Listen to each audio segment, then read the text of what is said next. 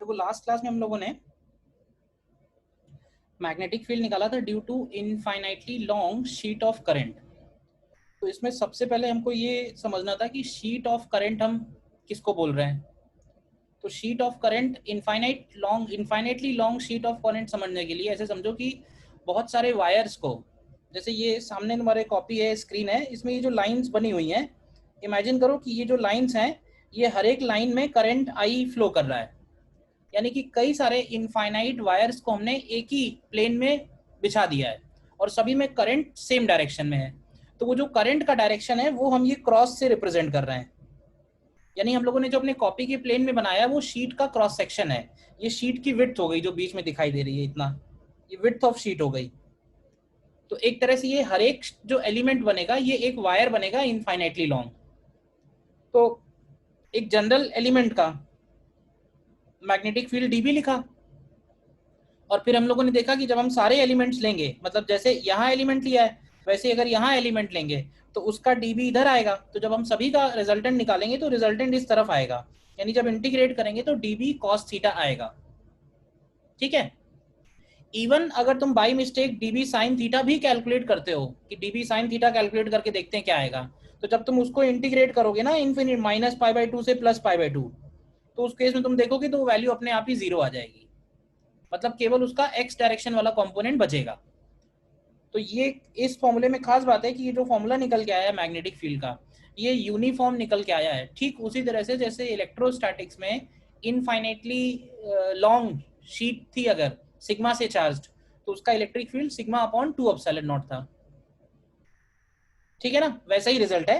हाँ, इस पे डायरेक्शन पे बात नहीं हुई थी, तो डायरेक्शन हम लोग एक बार और देख लेते हैं कि डायरेक्शन किधर होगा। तो देखो, अगर हम लोग शीट इस तरह से देख रहे हैं कि सपोज ये लॉन्ग इनफाइनाइट शीट है और इसमें करंट का डायरेक्शन अंदर की तरफ है। ठीक है, इनफाइनाइटली लॉन्ग है और उसका विड्थ भी इनफाइनाइट है, मतलब जो सामने दिखाई दे रहा है वो विड्थ है, तो विड्थ भी इनफाइनाइट है, मतलब अंदर के प्लेन में भी इनफाइनाइट है और इधर की तरफ भी इनफाइनाइट है। तो इसका जो इलेक्ट्रिक फील्ड लाइंस होंगी, सॉरी मैग्नेटिक फील्ड लाइंस होंगी, वो इस तरह से बनेंगी। देखो,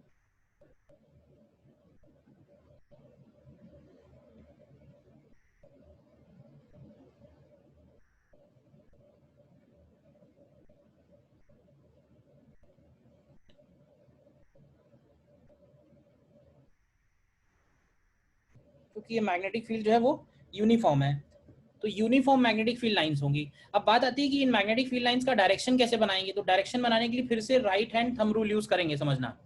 तो राइट हैंड थंब रूल ध्यान से यूज करो। Thumb in the direction of current ले जाओ, thumb in the direction of current, यानी थंब को क्रॉस के साथ मैच कराओ। तो जब फिंगर्स ऊपर की तरफ हैं तो तुम ध्यान से देखो, ऊपर की तरफ फिंगर्स राइट साइड बता रही हैं और नीचे की तरफ जो फिंगर्स होंगी वो लेफ्ट साइड बता रही हैं। तो ऊपर वाली जो फील्ड लाइंस है उसमें मैग्नेटिक फील्ड इस तरफ होगा और नीचे वाली जो फील्ड लाइंस है उसमें मैग्नेटिक फील्ड इस तरफ होगा। डिस्टेंस पे डिपेंड कर नहीं रहा है तो यूनिफॉर्म है।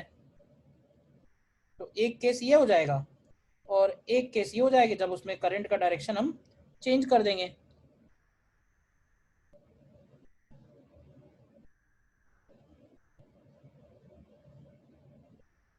करंट का डायरेक्शन सपोज अगर बाहर की तरफ है तो हम लोग इसमें डॉट दिखाएंगे। तो करंट अगर बाहर की तरफ है तो अब तुम अगर राइट हैंड थंब रूल लगाओगे तो ऊपर की तरफ देखोगे तो लेफ्ट साइड आएगा और नीचे की तरफ देखोगे तो राइट साइड आएगा।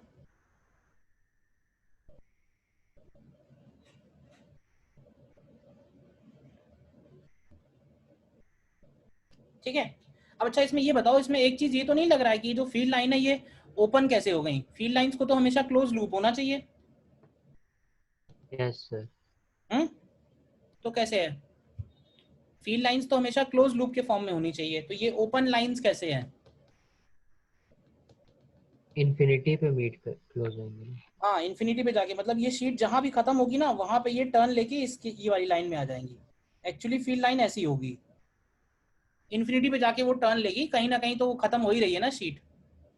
तो हम केवल इसके बीच का पोर्शन स्टडी कर रहे हैं, इसलिए हमको केवल बीच वाली फाइल लाइंस दिखाई दे रही हैं।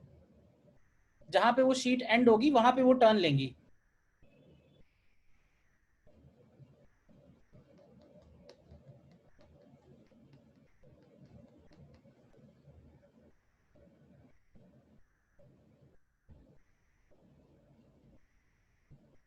ठीक है, तो ये फॉर्मूला हमको याद रखना है, mu not lambda by 2। Lambda यहाँ पे क्या है, lambda current per unit width है, करंट पर यूनिट विड्थ। ज़्यादातर तुमको इनफाइनाइट शीट के लिए ही काम आएगा, जिसकी शीट की विड्थ इनफाइनाइट है, बट अगर फाइनाइट भी होगी तो तुम ये वाला फॉर्मूला चाहो तो ये भी याद रख सकते हो फाइनाइट के केस में। ठीक है, इसमें एक छोटा सा प्रॉब्लम करना,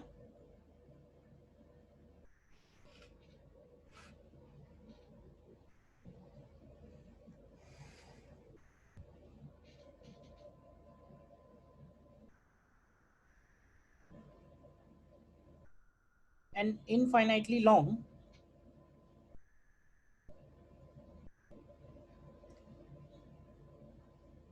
semi cylindrical pipe carries current I along its length uniformly over its circumference. Find magnetic field, find magnetic field at a point on its axis. Find magnetic field at a point on its axis. तो समझना जरा ध्यान से कैसा pipe है।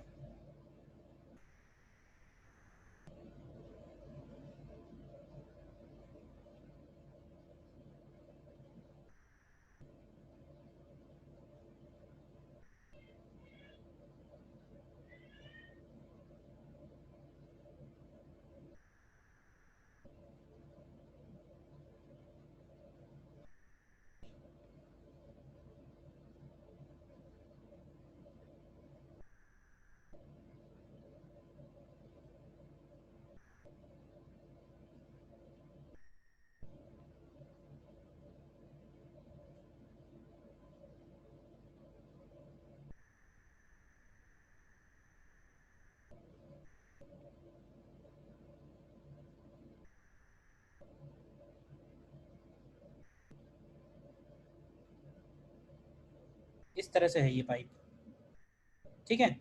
और इसमें जो करंट है, मतलब ये लॉन्ग पाइप है, दोनों तरफ इन्फिनिटी तक टेंड कर रहा है, और इसमें जो करंट आई है वो इसके सरफेस पे फ्लो कर रहा है अलोंग इट्स लेंथ। मतलब उसका जो सरकमफेरेंस है सेमी सिलिंड्रिकल है, तो हाफ है ये, तो हमें इसके एक्सिस पे किसी भी पॉइंट पे मैग्नेटिक फील्ड निकालना है। तुम इसको ऐसे भी इमेजिन कर सकते हो कि एक इनफाइनाइटली लॉन्ग शीट थी, लेकिन उसका विड्थ जो है फाइनाइट था, तो उस शीट को हमने एक सिलेंडर का शेप दे दिया है, सेमी सिलेंडर का शेप दे दिया है मोड़ के। पहले वो शीट प्लेन में थी, तो उसको प्लेन से उठा के हम ऊपर ले आए हैं, तो प्रोसेस वैसे ही रहेगा करने का। थोड़ा ट्राई करो पहले एक बार, फिर बताता हूँ।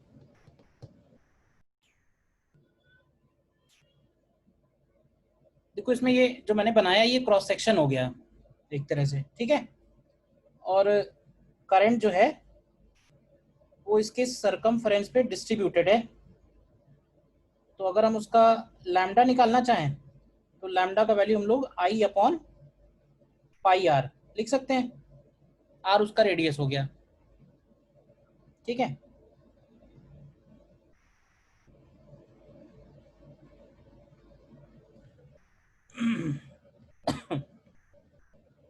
अब देखो ये जो एलिमेंट बनेंगे इसमें, एलिमेंट तो इसमें भी इनफाइनाइटली लॉन्ग वायर बनेंगे। तो एलिमेंट्स के लिए हम लोग क्या करेंगे, अगेन प्रोसेस वैसे ही है। हम इसके सेंटर से, सेंटर वाले बाइसेक्टर लाइन से थीटा एंगल पे डी थीटा सबटेंड करने वाला ये एक एलिमेंट लेते हैं, ध्यान से देखो, ठीक है। और इस एलिमेंट में जो करंट फ्लो कर रहा है उस करंट को बोल देते हैं डी आई। डी आई की वैल्यू कितनी होगी? तो डी आई की वैल्यू ध्यान से देखो तो बनेगी lambda into R D theta.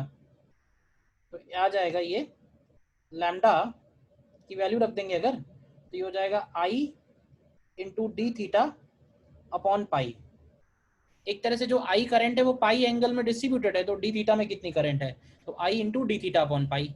अब ये बताओ कि अगर इसमें करंट, इस एलिमेंट के बारे में केवल बताना, इस एलिमेंट में करंट अंदर की तरफ जा रही है तो पॉइंट सी पे मैग्नेटिक फील्ड का डायरेक्शन किधर होगा? ध्यान रखना कि लाइन ज्वाइनिंग के हमेशा परपेंडिकुलर होगा। और राइट हैंड रूल से निकालेंगे, तो राइट हैंड रूल से कैसे निकालेंगे? Thumb in the direction of current, thumb in the direction of current, और फिंगर्स को पॉइंट सी से पास करो। तो देखो जब ये टिप जो है, ये टिप जब सी पॉइंट से पास हो रही है तो उस वक्त उसका डायरेक्शन क्या बता रहा है? तो ध्यान से देखोगे तो उसका डायरेक्शन जो है वो इधर की तरफ आएगा, ये डायरेक्शन आएगा डीबी का, ठीक है, और ये इधर से 90 डिग्री पे होगा। बोलो, अब क्योंकि इधर से 90 डिग्री है तो इधर वाली लाइन से ये थीटा एंगल होगा। चेक करो ध्यान से। और सिमिलरली अगर हम एक एलिमेंट इधर की तरफ लें तो इस एलिमेंट की वजह से डीबी इधर आएगा और वो डीबी इधर थीटा पे होगा।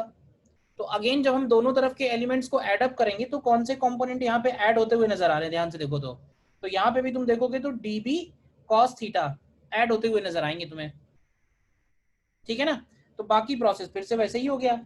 अगर हम बी एट पॉइंट सी लिखेंगे तो ये बनेगा इंटीग्रल डीबी कॉस थीटा। और डीबी की वैल्यू कैसे निकालेंगे? तो डीबी जो है एक वायर की वजह से मैग्नेटिक फील्ड है, इनफाइनेटली लॉन्ग वायर। तो इनफाइनेटली लॉन्ग वायर के लिए फॉर्मूला है mu naught I upon 2 pi R. तो आई की जगह मैंने डी आई लिख दिया है, mu naught D I upon 2 pi R. रख दो इसमें वैल्यू क्या आती है, तो ये आएगा integration of mu naught, I की जगह हो जाएगा I cos theta D theta upon 2 pi r, और एक पाई और हो जाएगा तो 2 पाई स्क्वायर आर हो जाएगा। देखो चेक करो। और थीटा की लिमिट्स कहाँ से कहाँ रखोगे? ध्यान से चेक करो तो थीटा की लिमिट्स हो जाएंगी इस पर्टिकुलर क्वेश्चन के लिए -π/2 से +π/2। तो देख लो कितना आंसर आएगा।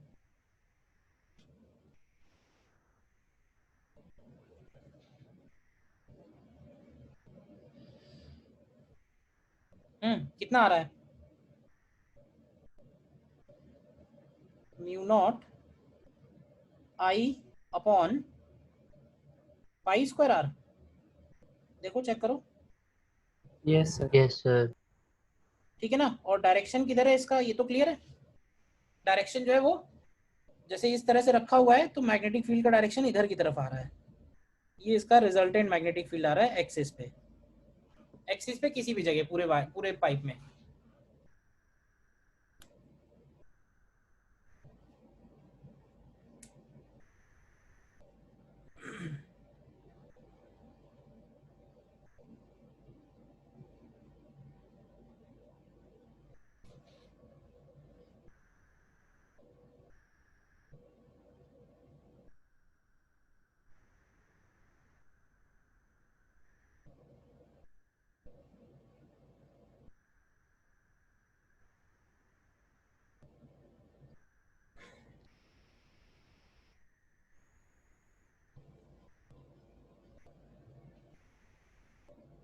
ठीक है, क्लियर है।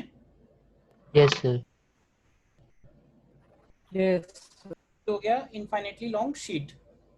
ठीक है, तो ये तो हमारा पॉइंट नंबर 3। देन बढ़ते हैं पॉइंट नंबर 4 में।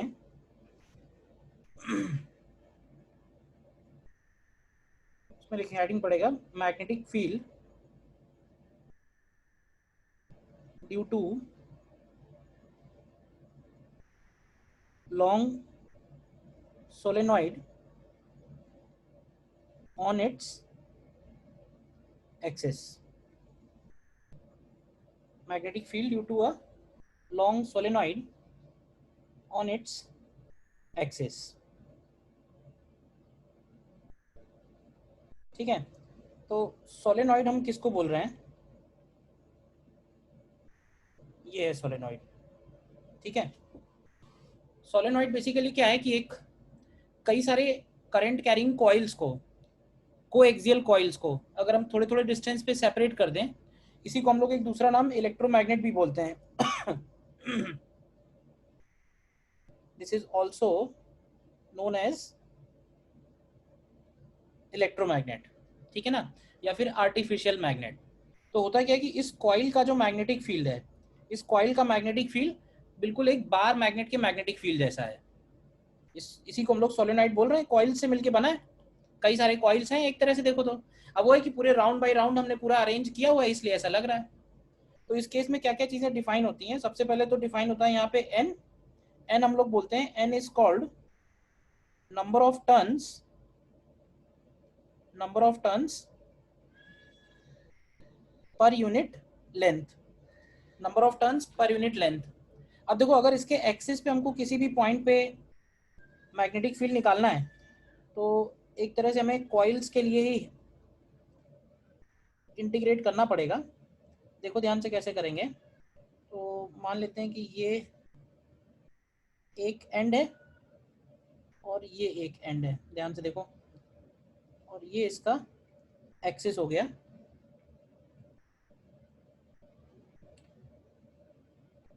ठीक है, जो टर्न्स हैं वो बहुत क्लोजली स्पेस्ड हैं, पास पास हैं, और हमें इसमें मैग्नेटिक फील्ड निकालना है। बीच में कोई भी पॉइंट ले लेते हैं, लेट्स से पॉइंट पी।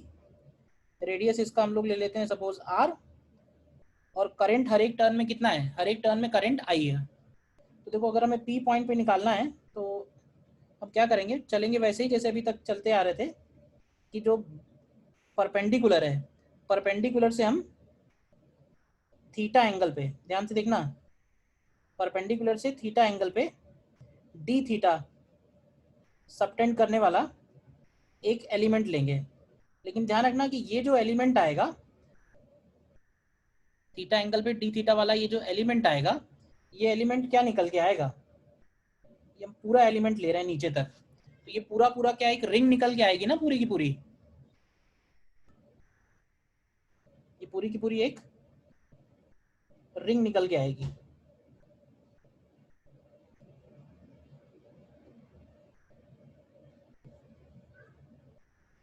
ठीक है, और इसका डिस्टेंस अगर लिखें यहाँ से, तो सपोज ये डिस्टेंस यहाँ से यहाँ x है, और इसकी जो विड्थ है वो dx है, देखो, और ये r है। तो यहाँ से x की वैल्यू ध्यान से देखो तो बनेगी r tan थीटा। तो अगर dx की वैल्यू लिखेंगे तो dx हो जाएगा r sec square theta d theta. अब हमें ये देखना है कि ये जो कॉइल है, अब इसमें एक टर्न तो होगा नहीं, इसमें कई सारे टर्न्स आ गए होंगे, क्योंकि जो टर्न्स हैं वो बहुत पास पास हैं। तो इसके अंदर कितने टर्न्स होंगे, तो इसके अंदर कितने टर्न्स होंगे उसको हम लोग लिख सकते हैं टर्न्स पर यूनिट लेंथ और इनटू dx। एन हमने क्या डिफाइन किया हुआ है, एन डिफाइन किया हुआ है number of turns per unit length. तो dx लेंथ में कितने टर्न्स हो जाएंगे, एन dx। तो एक तरह से ये एक कॉइल हो गई जिसके अंदर dn नंबर ऑफ टर्न्स हो गए। और ये जो पॉइंट P है ध्यान से देखो, सॉरी, और ये जो पॉइंट P है ध्यान से देखो, तो ये पॉइंट P उस कॉइल के एक्सिस पे एक पॉइंट है। जरा ये बताओ कि डायग्राम देख के, ये जो डायग्राम बना हुआ है इसके हिसाब से P पॉइंट पे जो मैग्नेटिक फील्ड का डायरेक्शन है, अब हालांकि मैग्नेटिक फील्ड लाइन तो बनी हुई है, बट तुम जरा राइट हैंड थंब रूल से चेक करके देखो क्या यही आएगा, मैच कर रहा है ना। तो डायग्राम में तो खैर बना ही हुआ है। मतलब है क्या कि कॉइल में जो करंट है वो इस तरह से है, मतलब हमारे जो सामने जो हमारे पास वाले पॉइंट्स हैं उस पर करंट ऊपर जा रहा है। तो हम अगर फिंगर्स को ऊपर की तरफ ले जाएंगे, ध्यान से देखो इस तरह से, तो हमारा थंब इधर बताएगा राइट साइड में, लेफ्ट साइड में सॉरी। तो सारी कॉइल्स, कोई भी कॉइल ले लो उस पूरे के पूरे सोलेनॉइड पे, हर एक कॉइल का जो मैग्नेटिक फील्ड है वो ऐड हो रहा है। किसी भी एक कॉइल का अगर हम मैग्नेटिक फील्ड लिखेंगे, जैसे इसका हम लोग डीबी लिखेंगे, तो इसका डीबी लेफ्ट साइड में आ रहा है, तो इसका डीबी भी लेफ्ट में होगा, उन सभी का डीबी जो है लेफ्ट में ही आएगा। तो एक कॉइल का मैग्नेटिक फील्ड कितना होता है, एक्सिस पे फॉर्मूला क्या होता है कॉइल का, एक्सिस पे निकाला था ना, तो वो था mu naught I R square और डी एन मल्टीप्लाई कर देंगे, डी एन मतलब number of turns, upon twice of R square plus X square power 3/2। देखो वैल्यू रखो इसमें सारी, ये हो जाएगा mu naught I R square D N, D N की जगह हो जाएगा एन डी एक्स, और डी एक्स की वैल्यू है R sec square theta D theta. Upon twice of, अब बताओ R square plus X square क्या बन जाएगा? क्या ये सेक क्यूब थीटा बन जाएगा नीचे? देखो ध्यान से, कुछ डाउट हो कैलकुलेशन में तो बताओ। एक्स को हम लोगों ने आर टेन थीटा लिखा है, ठीक है, और आर क्यूब आएगा नीचे, तो टोटल आर कैंसिल हो जाएगा, सिर्फ बचेगा mu naught I N by 2 और कॉस थीटा डी थीटा। तो जब हम इसको इंटीग्रेट करेंगे तो फिर से लिमिट्स उसी तरह से रखेंगे, माइनस थीटा 1 से प्लस थीटा 2। तो magnetic field on axis of a solenoid आ जाएगा mu naught n I by 2 bracket sine theta 1 plus sine theta 2। ये फॉर्मूला हो गया सोलेनॉइड के एक्सिस पे मैग्नेटिक फील्ड का।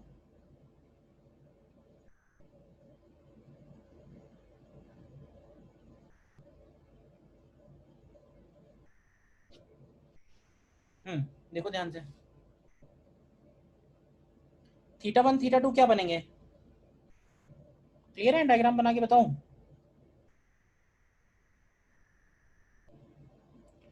थीटा 1 थीटा 2 इस तरह से बनेंगे, जैसे ये सोलेनॉइड है अगर, और ये पॉइंट पी है, तो एक ये वाला एंड ज्वाइन करो, एक ये वाला एंड ज्वाइन करो, और ये उसका सेंटर वाली लाइन।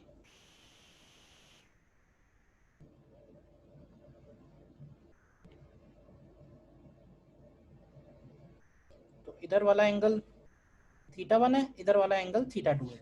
ये थीटा 1 थीटा 2 ठीक उसी तरह से है जैसे हम लोगों ने फाइनाइट वायर के लिए निकाला था, वहां भी sign theta 1 plus sine theta 2 आया था, तो याद रखने में आसान है।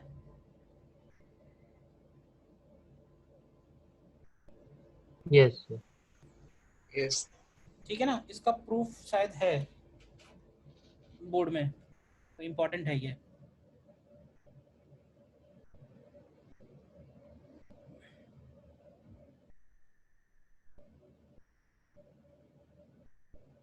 This is electromagnet and similar to bar magnet. अब ये फॉर्मूला ज़्यादा यूज़ नहीं होता है, इसको कन्वर्ट करेंगे वो ज़्यादा यूज़ होता है, और कन्वर्ट करेंगे हम लोग फॉर इनफाइनाइटली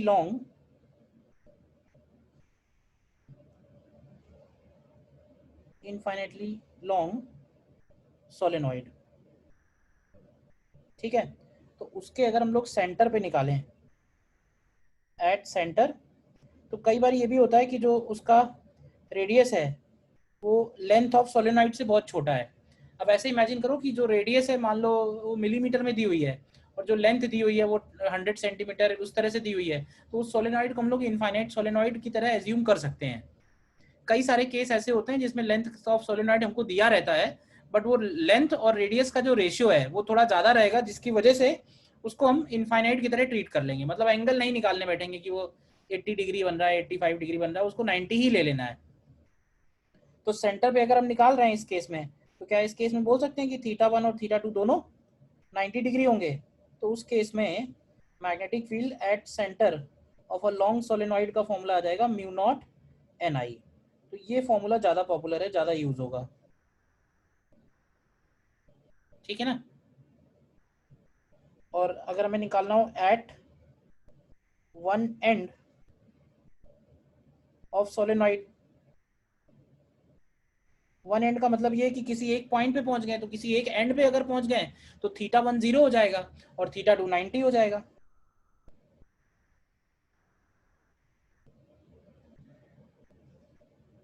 ठीक है ना?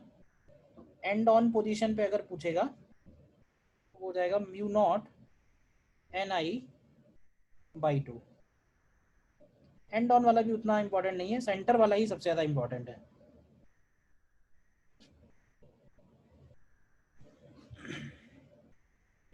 फील्ड लाइन जो यहाँ पे बनी हुई है उससे तुम्हें आइडिया लग जाएगा कि जो बीच वाला पार्ट है सोलेनॉइड का, उसमें मैग्नेटिक फील्ड ऑलमोस्ट यूनिफॉर्म रहता है, लेकिन जैसे जैसे हम एंड की तरफ पहुंचेंगे तो फील्ड लाइंस क्योंकि टर्न होने लगेंगी तो वहां पे थोड़ा स्पेस बढ़ जाएगा, गैप बढ़ जाएगा, तो मैग्नेटिक फील्ड का मैग्नीट्यूड थोड़ा कम हो जाएगा। एक खास बात इसमें और बोलते हैं, यहीं पे बता देता हूँ, डायग्राम है तो, कि सोलेनॉइड के जस्ट बाहर, सोलेनॉइड का जैसे ये जो पॉइंट है, पॉइंट बनाया मैंने, उस पॉइंट पे मैग्नेटिक फील्ड 0 होगा, इधर भी और इधर भी, मतलब चारों तरफ होगा 3D में जाएं तो। सोलेनॉइड के बीच में जस्ट बाहर अगर हम जाएं तो उसके पूरे अराउंड जाएं अगर, तो मैग्नेटिक फील्ड 0 होगा। तो ऐसा क्यों है? ऐसा इसलिए कि जैसे लॉन्ग सोलेनॉइड होगा, ऐसे समझो, तो लॉन्ग सोलेनॉइड में फील्ड लाइन अंदर से जाएगी और वो घूम के वापस दूसरे एंड पे एंटर होगी। तो जब वो घूम के एंटर होगी तो वो बहुत दूर से आएगी, जितना लॉन्ग सोलेनॉइड होगा उसमें वो फील्ड लाइन उतना ही दूर से आएगी। तो लॉन्ग सोलेनॉइड के लिए हम लोग बोलते हैं कि just outside the solenoid magnetic field की वैल्यू 0 होती है, जो पॉइंट मैंने दिखाए हुए हैं डायग्राम में। ठीक है ना? तो इसको प्रूफ नहीं कर रहे हैं, केवल ऑब्जर्वेशन से ही बोल दे रहा हूँ, ठीक है ना?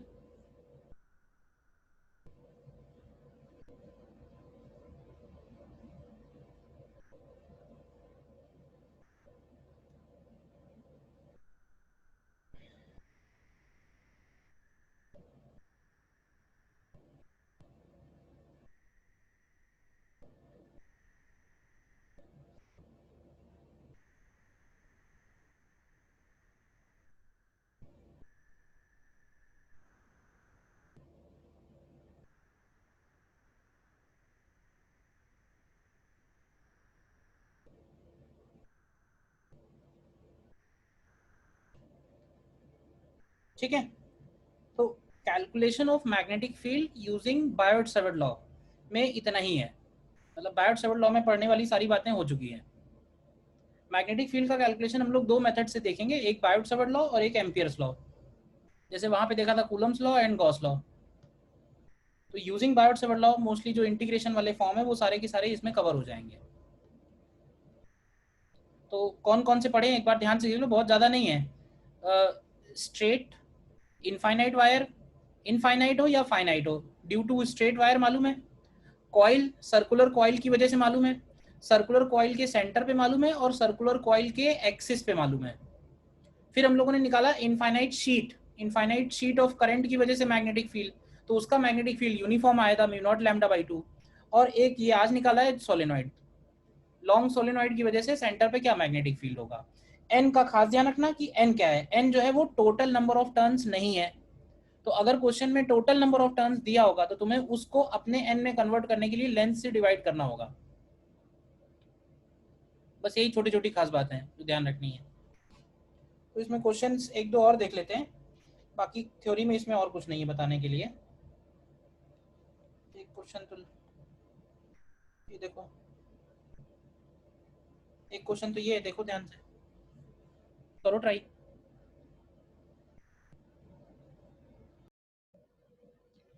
देखो इसमें पहले वायर बना लो, वायर कैसे है। तो देखो ये हो गया सपोज वाई एक्सिस, इधर हो गया एक्स एक्सिस, ठीक है। तो जो नेगेटिव जेड एक्सिस होगा वो अंदर की तरफ होगा, पॉजिटिव जेड एक्सिस बाहर की तरफ होगा। तो करंट का डायरेक्शन नेगेटिव जेड एक्सिस है। तो ऐसे मान लेते हैं कि करंट जो है आई, ये वायर हो गया, वायर में करंट आई अंदर की तरफ जा रहा है। अब वायर में अगर करंट अंदर की तरफ जा रहा है तो इस वायर की वजह से, अब देखो वायर हमने कॉपी के प्लेन में नहीं बनाया है, तो इसका मतलब है मैग्नेटिक फील्ड हम कॉपी के प्लेन में बना सकते हैं। तो वायर में जो करंट का डायरेक्शन है उस डायरेक्शन में थंब रखो, तो तुम्हारी जो फिंगर्स हैं वो प्लेन में कैसे घूम रही हैं, क्लॉकवाइज या एंटी क्लॉकवाइज। तो देखो स्टार्टिंग में सबसे पहले यही बताया था, तो ये इस तरह से बनेंगी देखो।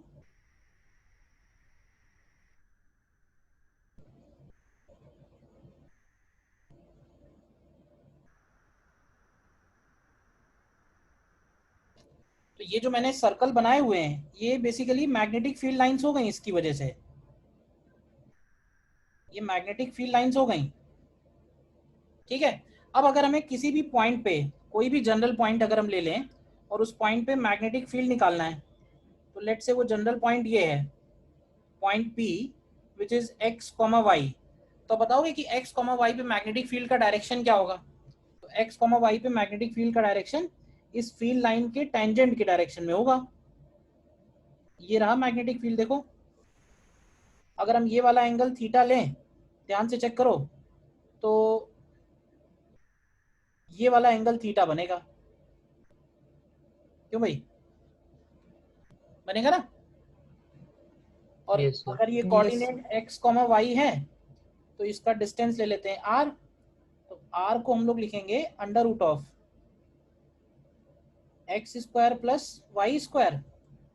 कॉस थीटा अगर लिखना पड़ेगा तो कॉस थीटा की वैल्यू हो जाएगी x बाई आर, और साइन थीटा लिखना पड़ा तो साइन थीटा की वैल्यू हो जाएगी y बाई आर। तो जो मैग्नेटिक फील्ड लिखा है, अगर हमें उसको वेक्टर फॉर्म में लिखना है तो पहले तो उसका मैग्नीट्यूड लिख लो। तो मैग्नीट्यूड की वैल्यू होगी mu naught I upon 2 pi R. ये सीधे सीधे इनफाइनाइट वायर का मैग्नेटिक फील्ड हो गया आर डिस्टेंस पे। और डायरेक्शन लिखना है तो डायरेक्शन के लिए तुम देखो इसका यूनिट वेक्टर से मल्टीप्लाई कर देते हैं। तो यूनिट वेक्टर इसका बनेगा साइन थीटा आई कैप और माइनस कॉस थीटा जे कैप। तो देख लो कितना आएगा आंसर, वाई आई कैप माइनस एक्स जे कैप बनेगा। ये आंसर आएगा mu naught I upon 2 pi Y I cap minus x J cap, और नीचे आर स्क्वायर हो जाएगा। तो आर स्क्वायर का मतलब हो गया X square plus Y square. देखो इस चैप्टर में एक ही प्रॉब्लम आ सकती है कि बस जो क्वेश्चन में लिखा हुआ है वो फिगर सही सही बन जाए बस। क्योंकि फिगर सही बन गया, डायरेक्शन सही लगा दिया, फिर तो कुछ है ही नहीं ना, फॉर्मूला उतने ही है बस, लिमिटेड बहुत फॉर्मूले हैं बहुत।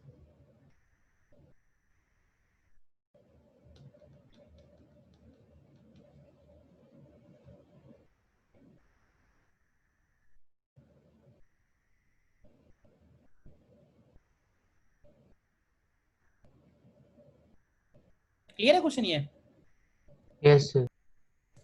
यस यस ठीक, ठीक है, तो फिर इसमें यहीं तक रखते हैं और